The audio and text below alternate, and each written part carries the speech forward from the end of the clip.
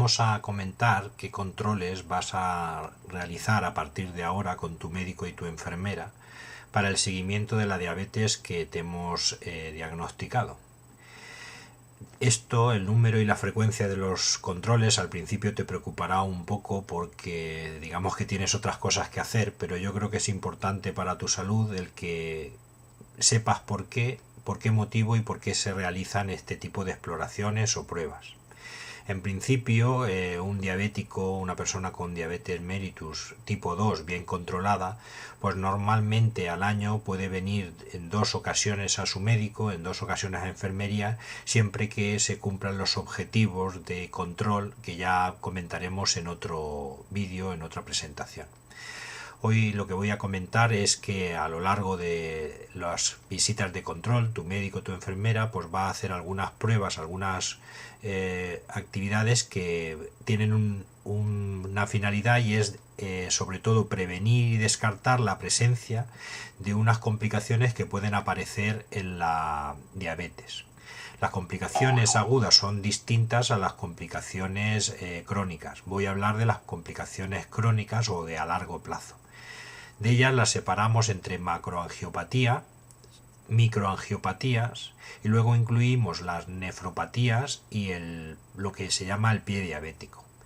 Bien, todo lo que termina en patía es enfermedad y angiopatía es enfermedad de las arterias, de los vasos. Al llamarla macroangiopatía estamos hablando de enfermedades desde los grandes vasos, de las grandes cañerías, por así decirlas, de nuestras arterias, y microangiopatía son enfermedades que aparecen en la diabetes en lo que podríamos llamar los capilares. Luego tendremos la nefropatía, que es la enfermedad en el riñón, y luego lo que es la patología del pie diabético. Bien, la macroangiopatía no es más que la enfermedad o alteración de nuestras arterias y que son problemas de salud importantes, fundamentalmente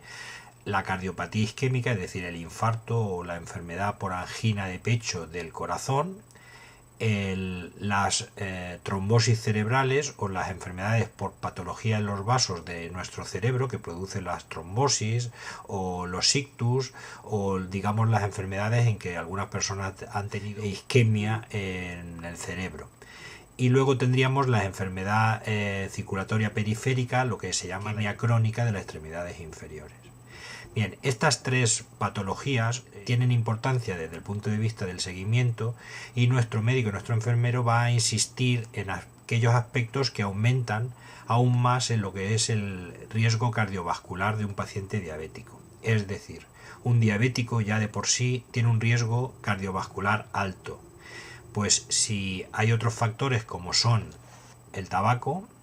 como son la tensión, como es el colesterol, y como es la distribución de la grasa corporal, que podemos resumir en la obesidad, pero también hay determinados tipos de obesidades como son la obesidad, digamos, abdominal. Por eso en los controles tu médico y tu enfermera van a incluir la toma de tensión,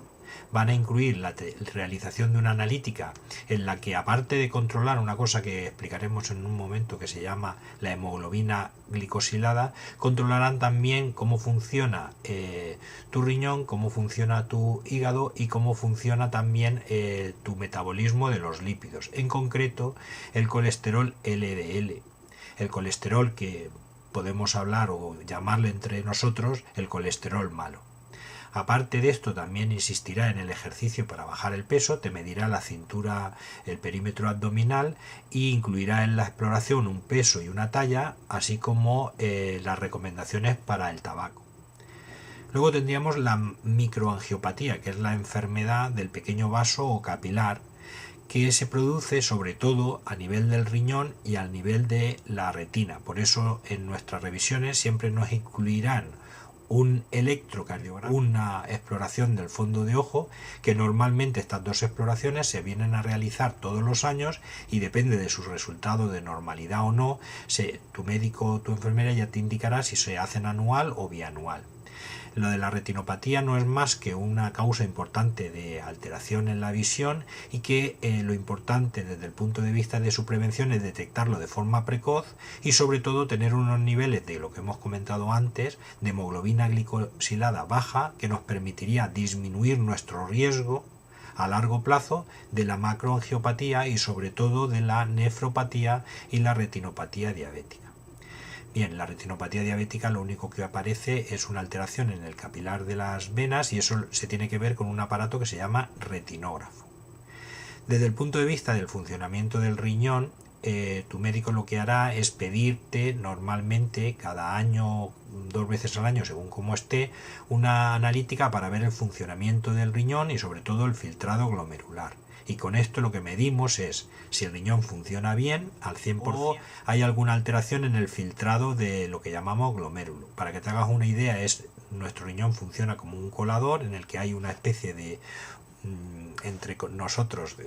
orificios en el que en algunas situaciones o por aumento de la tensión o por alteración funcional del capilar se produce una pérdida, es como si esto se abriese un poquito más, una pérdida de proteínas por la orina y eso nos alerta de una situación de malfunción del riñón. Todo lo que hemos estado hablando de la patología de las grandes arterias, de las piernas, del cerebro, de nuestro corazón,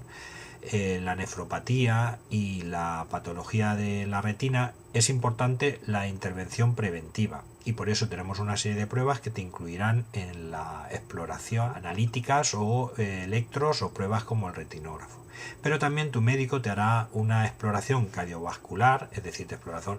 el corazón e incluirá una exploración de los pulsos de los pies, así como una exploración neurológica en la que con un diapasón, un instrumento que vibra y luego como una especie de agujita mirará hará una exploración neurológica de tus pies. Esto tiene importancia porque nos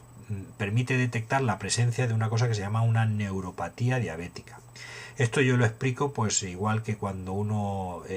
la batería de su coche, pues muchas veces vemos que en la batería pues se queda como un salitre, como digamos una suciedad que hace que esta batería a veces pues no funcione bien. Pues en nuestro cuerpo pasa lo mismo, el tener el azúcar alto, elevado, esto entre comillas, es decir, que no es fisiopatológicamente así, pero es similar desde el punto de vista del ejemplo, es como si nuestros nervios se desconectasen o se ocupasen con este, digamos, acúmulo de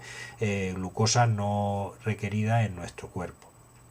Con lo cual, ¿qué ocurre? Pues que no funcionan bien nuestros nervios y producen una neuropatía que muchas veces es una neuropatía periférica, es decir, que afecta a las piernas y podemos tener alteraciones en hormigueos o calambres o sensaciones anormales en nuestros pies como si tuviésemos un calcetín, y también pueden producir alteraciones en el funcionamiento cardiovascular y pueden producir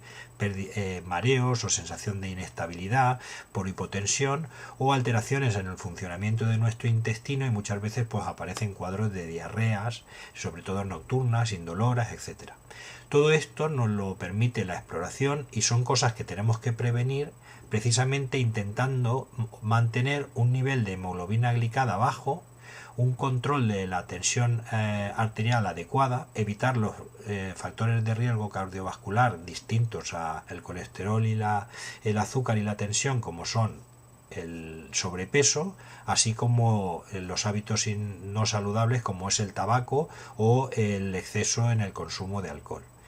Es importante que recordemos que todos los controles que se te hacen tu médico y tu enfermero es precisamente para prevenir o identificar de forma precoz estos problemas de salud que pueden acompañar a nuestra diabetes y que si los identificamos de forma precoz o los prevenimos con un buen control, pues eso hará que nuestra calidad de vida sea mucho mayor.